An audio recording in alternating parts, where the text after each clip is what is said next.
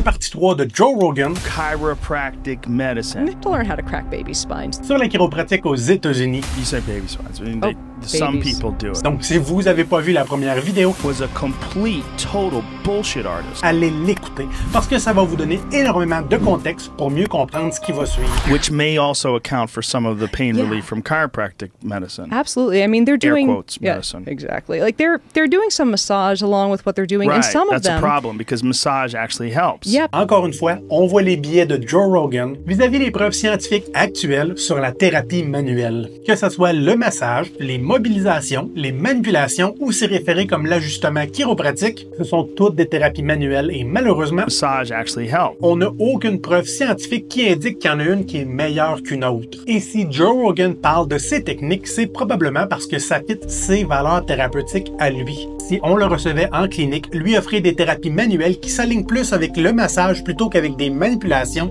risquerait d'améliorer plus rapidement ses inconforts, ses douleurs, ses problèmes. And there are studies that show people who go to a massage therapist or a massage practitioner tend to get more relief than people who go to a chiropractor. À l'inverse, pour une autre personne qui penserait maladroitement qu'il faut qu'on replace, décoince quelque chose de coincé, les manipulations chiropratiques seraient probablement plus alignées avec ses valeurs thérapeutiques qu'un simple massage détente thérapeutique ou sportif. So please go to a massage therapist. Ça n'indique absolument pas qu'il y a une thérapie manuelle plus importante qu'une autre. Ça confirme uniquement que c'est important de respecter les valeurs thérapeutiques des personnes qui consultent avec nous. Those are your science-based practitioners. Chiropractic works kind of separately and on theories that have never been proven to work. They can't even do imaging. Like I believe something like half of chiropractic clinics don't even have X-rays. Premièrement, les chiropraticiens sont capables de prescrire et d'interpréter les radiographies. Cependant, ça ne signifie pas qu'il faut avoir de façon systématique une machine à rayons X dans nos cliniques. So how can they show you 100% for sure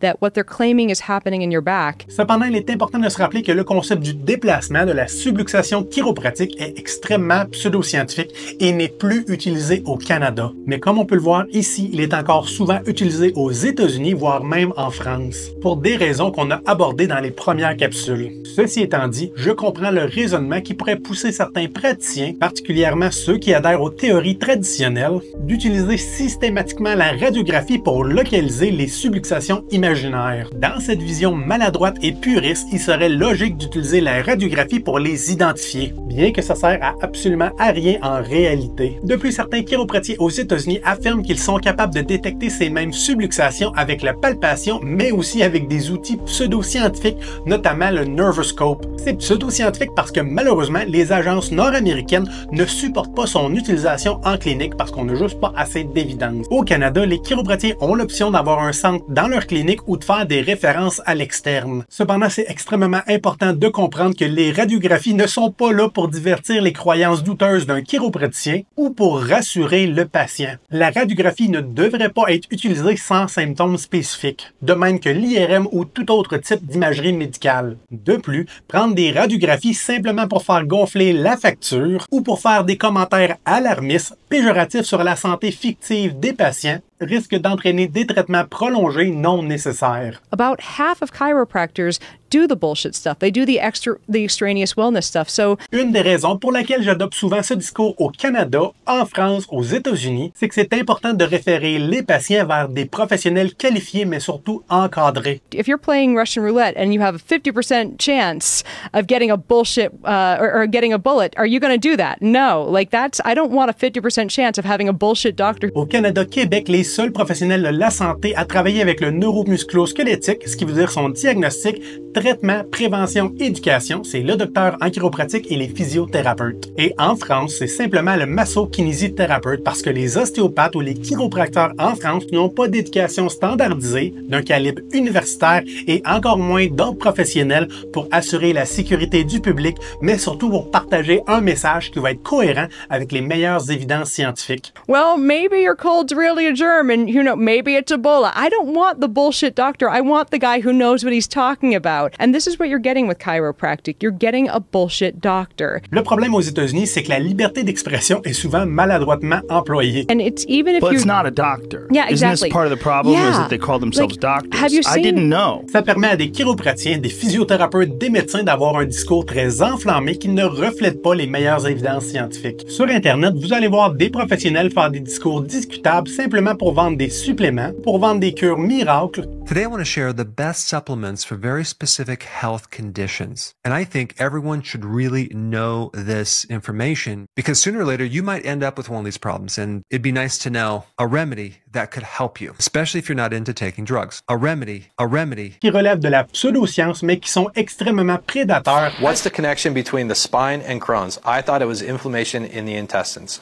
So your spine, specifically from T5 to L2, innervates your intestines as well as your stomach, so your GI system. And a problem in this area can lead to a problem in the intestines, a problem in the stomach. Attirant des personnes souvent délaissées par le système de santé traditionnel. This is going to be a fun story. By fun, I mean horrifying. One of the guys I went to undergrad with went to Palmer Chiropractic College. Now, the acceptance rate, 100%.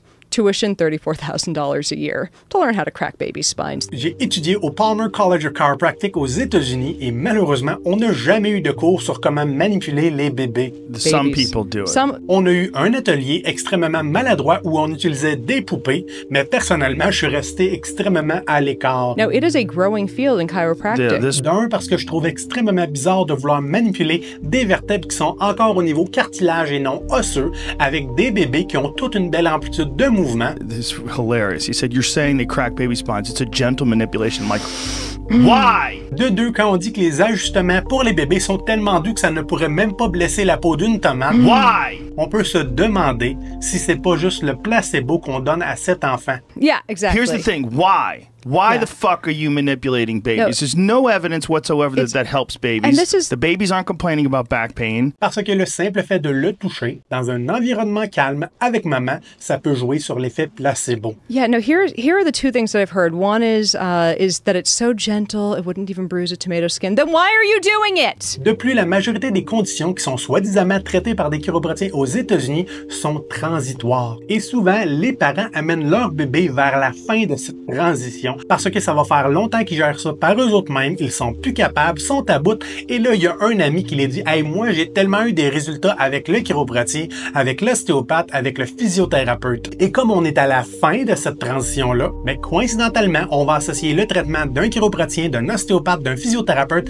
avec des réels résultats cliniques, quand on aurait pu juste attendre quelques semaines et on aurait eu le même résultat. Personnellement, et ce que les évidences scientifiques semblent pointer, la seule raison pour laquelle vous devriez apporter votre enfant vers un chiropratien ou un physiothérapeute, c'est pour les cas de torticolis pédiatrique. Ce trouble peut se présenter à la naissance avec une petite bosse sur le sternocléido-mastoïdien, pouvant restreindre les mouvements de la tête du bébé à droite ou à gauche et ainsi potentiellement avoir des difficultés à boire un sein plus que l'autre. Dans ce cas, des massages sur le muscle affecté, des exercices de mobilisation, d'étirement musculaire, que ça soit fait en clinique ou par les patients, non seulement vont les rassurer dans une période extrêmement stressante de leur vie, ils vont leur donner des outils pour passer plus facilement à travers cette situation à la maison. Why? No, the other thing they say Because is it's bullshit. Yeah, it's because they can charge parents. Pour le reste, il existe d'innombrables anecdotes pour différentes problématiques pédiatriques, des otites, des coliques, etc. This infuriates me so much. À l'heure actuelle, il n'y a juste pas assez d'évidence scientifique pour consulter en chiropratique, en ostéopathie, en physiothérapie pour ce genre de conditions. C'est pourquoi au Canada, on évite complètement ce genre de discours avec les patients qui sont dans une phase vulnérable de leur vie. From manipulating the spine, because the spine has, within those bones, they have the spinal column, and the nerves control everything in the body. Il est également important de ne pas laisser entendre aux patients qu'il serait bénéfique d'apporter leur enfant, leur bébé, de façon systématique à chaque semaine, à chaque mois pour de la prévention, surtout s'il n'y a aucune problématique neuromusculo-squelettique. Affirmer qu'on pourrait améliorer leur développement ou encore pire leur immunité, And so from stimulating the nerves, you can give the infant all the immunity it needs sans preuve, c'est extrêmement trompeur et prédateur. to not need their vaccinations. Ça peut être extrêmement difficile à entendre pour certains praticiens, mais sans preuve concrète, il faut faire preuve de prudence et être extrêmement conservateur dans nos discours. Who is claiming that by manipulating a baby, they don't need vaccine? Et on va s'arrêter live là. Mais si la suite vous intéresse, cliquez sur le lien qui vient d'apparaître live là. Entre-temps, partagez-moi votre histoire, vos commentaires, vos suggestions ou simplement si vous avez encore des questions.